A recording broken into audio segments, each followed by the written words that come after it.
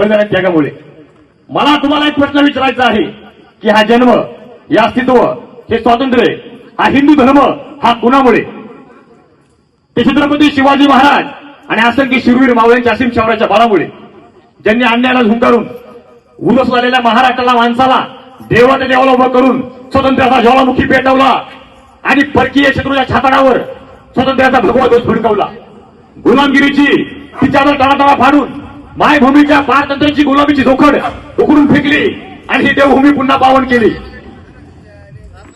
19 February 1637 दिवस म्हणजे हिंदुस्थानाचा भाग्यविधान ठरला.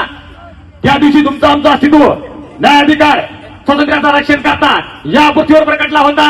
त्या स्वातंत्र्य योद्ध्यांचं नाव छत्रपती शिवाजी महाराज.